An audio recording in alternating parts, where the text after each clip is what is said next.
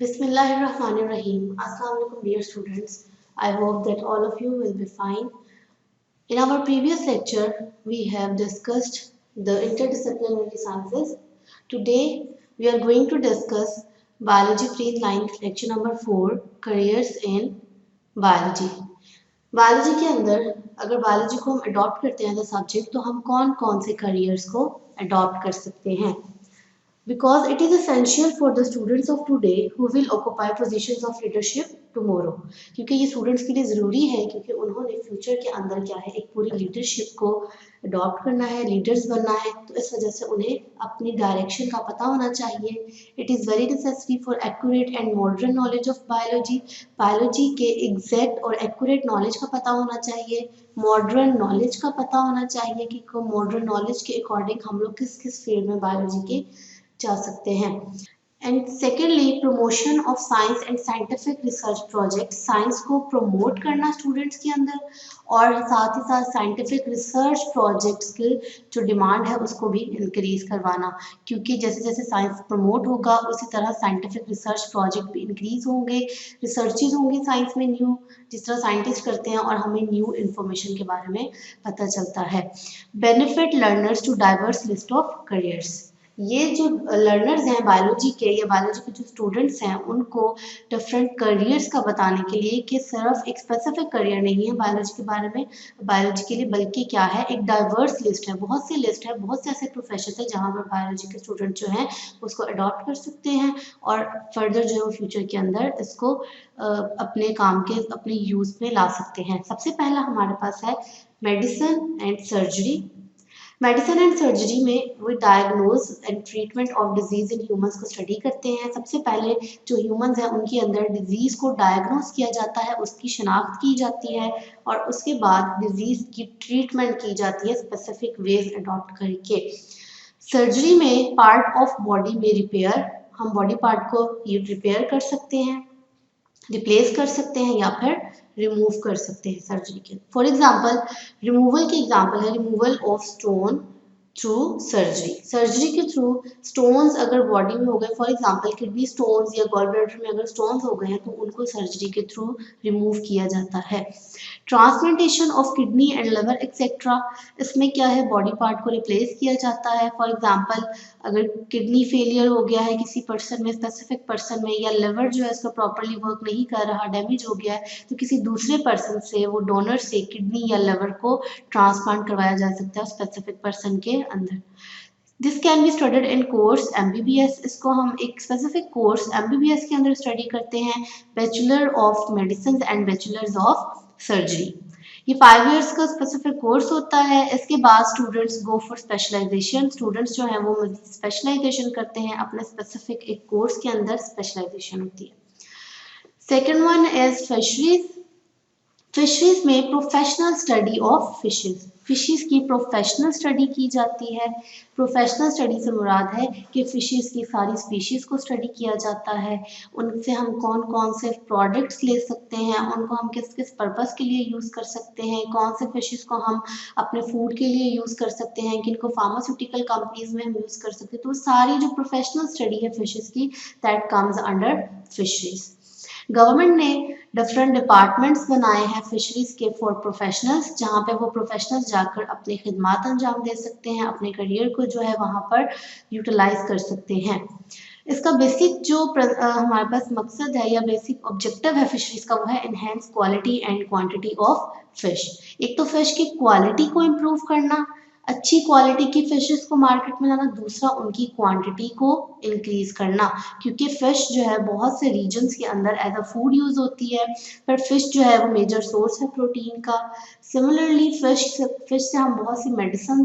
जो है वो लेते हैं तो ये है हमारे पास फार्मास्यूटिकल इंडस्ट्री में भी फिशेस जो है वो यूज़ होती हैं for example fish liver oil हम लोग यूज़ करते हैं बहुत ज़्यादा इसी तरह जो फिशरीज है this can be adopted after bachelor और मास्टर लेवल।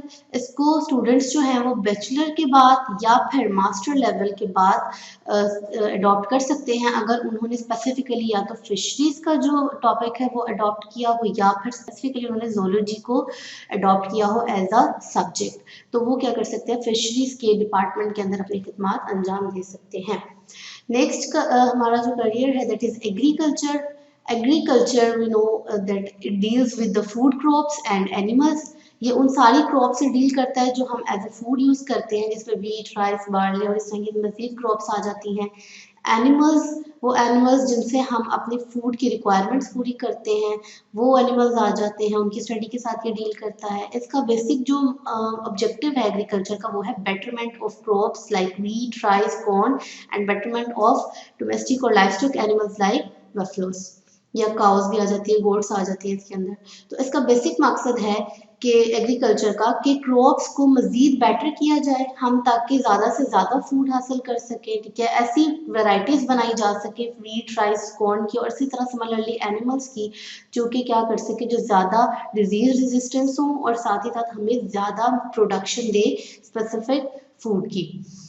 नेक्स्ट है course of agriculture in universities after higher secondary education. Different courses जो यूनिवर्सिटीज़ हैं पाकिस्तान में वो डिफरेंट कोर्सेज जो है एग्रीकल्चर के लॉन्च करती हैं, जो कि स्टूडेंट्स अडॉप्ट कर सकते हैं after higher secondary education, means after second year if they are going to adopt FSc pre medical, ठीक है। अगर बायोलॉजी के साथ वो एफएससी करते हैं तो वो एग्रीकल्चर के जो करियर है उसको अडॉप्ट कर सकते हैं। Next is animal husbandry. It is also a branch of agriculture. Agriculture की एक ब्रांच है, लेकिन इसमें हम स्पेसिफिकली सिर्फ एनिमल्स के ऊपर फोकस करते हैं। Care and breeding of domestic animals. एक तो डोमेस्टिक एनिमल्स में हमारे पास आ जाते हैं लाइव स्टॉक आ जाते हैं जितने भी हैं, जिनसे हम अपना फूड रिक्वायरमेंट पूरी करते हैं। मिल्क है, उसको मिल्क की रिक्वायरमेंट पूरी करते हैं, उनकी केयर से रिलेटेड है, और उनकी आपस में ब्रीडिंग करवाना, ऐसे उनकी ब्रीडिंग करवाना कि जिससे हमें क्या मिले, स्पेसिफिक या बहुत ज़्यादा क्वांटिटी मिले हमें मिल्क की, इसी तरह मीट की ज़्यादा क्वांटिटी मिले। तो ऐसी वैरायटीज़ प्रोड्यूस करना ऑर्गेनिजम्स की, डोमेस्टिक एनिमल्स की थ्रू ब्रीडिंग, जो हमें बेटर प्रोडक्शन दे सके मिल्क की और मीट की। This can also be adopted after higher secondary education in biology. Biology में हम इसको स्टडी कर सकते हैं अगर हमने हायर सेकेंडरी एजुकेशन बायोलॉजी में की है, मींस एफएससी की है बायोलॉजी के साथ, तो इस प्रोफेशन को बहुत सी यूनिवर्सिटीज लॉन्च करती हैं, तो इसको अडॉप्ट किया जा सकता है। Then comes horticulture. Horticulture is the art of gardening. Gardening का एक आर्ट है, स्पेसिफिकली गार्डनिंग के साथ ये डील करता है।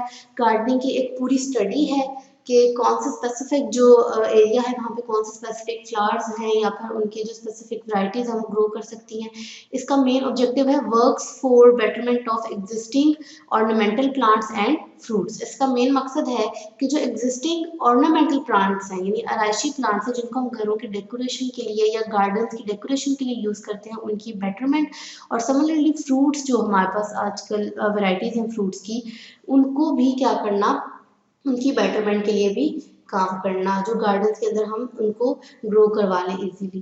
Can be adopted after higher secondary education. Horticulture को भी हायर सेकेंडरी एजुकेशन यानी एफएससी के बाद जो है वो अडॉप्ट किया जा सकता है। स्पेसिफिक यूनिवर्सिटीज़ जो हैं पाकिस्तान में काफ़ी यूनिवर्सिटीज़ इसको लॉन्च करवाती हैं, स्पेसिफिक सब्जेक्ट को, हॉर्टिकल्चर को, और इसके करियर को भी अडॉप्ट किया जा सकता है। Next is farming. Farming deals with the development and maintenance of different types of farms.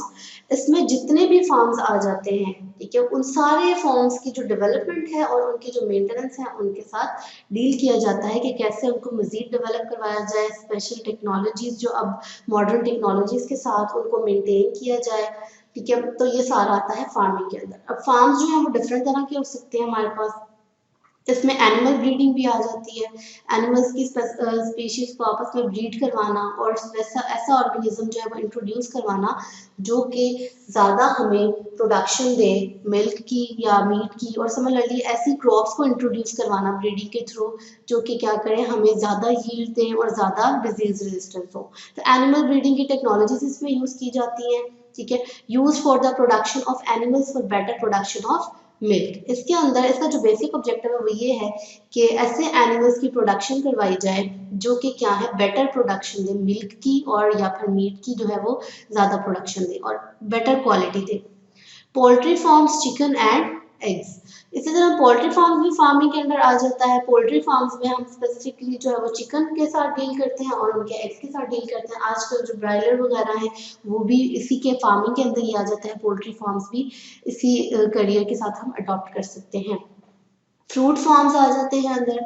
Fruit farms भी जो बहुत बड़े बड़े बागात हैं फलों के, ठीक है, वो भी सारे इसी के अंदर आ जाते हैं। डिफरेंट फ्रूट यील्डिंग प्लांट्स हैं, ऐसे प्लांट्स जो हमें फ्रूट्स जो है वो यील्ड करें, उन सबको हम फार्मिंग के अंदर। तो फार्मिंग में हमारे पास एनिमल फार्म्स भी आ जाते हैं, पोल्ट्री फार्म्स भी आ जाते हैं और फ्रूट फार्म्स भी आ जाते हैं। सिमिलरली इसके अंदर फिश फार्म्स भी आ जाते हैं। फिशरीज में हमने पढ़ा था कि हम स्पेसिफिकली जो है वो फिशेस की पूरी एक फार्म्स जो है वो डेवलप करते हैं। इसी तरह फार्मिंग के अंदर फिश फार्म्स भी आ जाते हैं जहाँ पे हम इन सबको जो है इन सब फॉर्म्स को इनकी डेवलपमेंट और मेंटेनेंस के बारे में पढ़ते हैं कि किस तरह न्यू टेक्नोलॉजी, मॉडर्न टेक्नोलॉजीज के थ्रू हम अपने फॉर्म्स के जो डेवलपमेंट और मेंटेनेंस है उसको मजीद इंक्रीज कर सकते हैं, एनहांस कर सकते हैं और फ्यूचर के अंदर हम बेटर रिजल्ट्स, बेटर प्रोडक्शन और बेटर यील्ड ले सकते हैं। Next comes forestry. फॉरेस्ट्री में फॉरेस्ट की सारी ये डील करता है, फॉरेस्ट के साथ डील करता है ये करियर जो है। In this career professionals look after natural resources. जो प्रोफेशनल्स हैं वो natural resources, for example forest जो हैं उनको लुक आफ्टर करते हैं, उनकी मेंटेनेंस करते हैं, ठीक है। ये चेक एंड बैलेंस रखते हैं कि उस स्पेसिफिक फॉरेस्ट के अंदर कोई ऐसी कंपेन तो नहीं चलाई जा रही जिससे उस फॉरेस्ट को जो है वो नुकसान हो, या उस फॉरेस्ट को हाउसिंग सोसाइटी में तो नहीं कन्वर्ट किया जा रहा। तो ये सारा प्रोफेशनल्स इसको लुक आफ्टर करते हैं। सिमिलरली वो ये भी चेक एंड बैलेंस रखते हैं कि उस फॉरेस्ट के अंदर किसी स्पेसिफिक जो एनिमल्स हैं उनकी कितनी वैरायटीज रह गई हैं या वहाँ पर इलीगल हंटिंग तो नहीं हो रही, वो सारा फॉरेस्ट्री के अंडर आता है। And they also advise government for planting and growing artificial forest. और ये अपनी पॉलिसीज वगैरह भी बनाते हैं और गवर्नमेंट को ये एडवाइस भी करते हैं कि वो डिफरेंट जगहों पे आर्टिफिशियल फॉरेस्ट को ग्रो करवाए और प्लांटेशन करवाए और जो एग्जिस्टिंग फॉरेस्ट हैं उनको मेंटेन करने के लिए गवर्नमेंट जो है वो फंड्स वगैरह प्रोवाइड करे। पर इसमें courses in forestry after higher secondary education. एक तो स्टूडेंट जो है वो हायर सेकेंडरी एजुकेशन के बाद फॉरेस्ट्री को अडॉप्ट कर सकते हैं, पाकिस्तान में बहुत सी यूनिवर्सिटीज लॉन्च करवाती हैं। और सेकेंडली अगर किसी स्टूडेंट ने बायोलॉजी की एजुकेशन ली है, बैचलर ऑफ बॉटनी किया है या जूलॉजी, बॉटनी प्लांट्स की स्टडी है एंड जूलॉजी एनिमल्स की स्टडी है, अगर किसी ने बैचलर लेवल पे बॉटनी या जूलॉजी भी पढ़ी है तो वो भी फॉरेस्ट्री के करियर को अडॉप्ट कर सकते हैं। लास्ट जो करियर है बुक के अंदर that is biotechnology.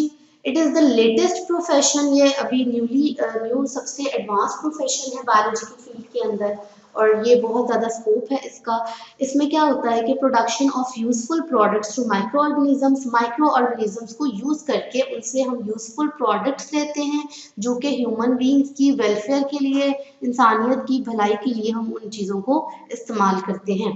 For example हमने पहले भी ब्रांचेस के अंदर भी बायोटेक्नोलॉजी को स्टडी किया था, उसमें भी यही था कि बायोटेक्नोलॉजी वो स्टडी है जिसके अंदर हम डिफरेंट ऑर्गेनिजम्स को यूज़ करते हैं ह्यूमन बींग्स की वेलफेयर के लिए। तो इंसुलिन की एग्जांपल यहाँ भी स्टिल अगर कोट की जाए कि इंसुलिन भी हम माइक्रो ऑर्गेनिज्म से लेते हैं और इंसुलिन जो है वो डायबिटिक पेशेंट के लिए बहुत ज़्यादा नेसेसरी है और उनको बहुत ज़्यादा हेल्प प्रोवाइड करती है उनको डिजीज से कोप करने में। Next courses in biotechnology after higher secondary studies and bachelors of botany and zoology. अगर स्पेसिफिक स्टूडेंट ने बायोटेक्नोलॉजी के स्पेशल कोर्स किया हुआ है, ठीक है, जो यूनिवर्सिटीज़ हैं वो BS बायोटेक्नोलॉजी बैचलर्स करवाती हैं बायोटेक्नोलॉजी में या after higher secondary studies FSC के बाद, ठीक है, प्री मेडिकल के बाद, and bachelors of botany and zoology. अगर बैचलर्स हैं जिन्होंने बॉटनी और जूलॉजी के अंदर जो है वो अपनी जो फील्ड है वो चूज़ की हुई है तो वो भी बायोटेक्नोलॉजी के अंदर बायोटेक्नोलॉजी का करियर अडॉप्ट कर सकते हैं और इसको एज अ प्रोफेशन लेकर चल सकते हैं। तो आज का जो हमारा लेक्चर था that was on careers in biology, जिसमें हमने देखा कि बायोलॉजी जो है वो स्पेसिफिकली किसी एक करियर या प्रोफेशन के साथ डील नहीं करती, बल्कि बायोलॉजी एक बहुत वास्ट और डाइवर्स फील्ड है। इसको स्टडी करने के बाद हम नंबर ऑफ प्रोफेशन जो है वो अडॉप्ट कर सकते हैं। स्टूडेंट्स को सिर्फ जो है वो लगता है कि ये सिर्फ MBBS से रिलेटेड है, बट ये इससे रिलेटेड नहीं बल्कि ये सारे प्रोफेशन इसके अंदर आते हैं। So this was our today's lecture. Thank you very much. अल्लाह हाफिज़।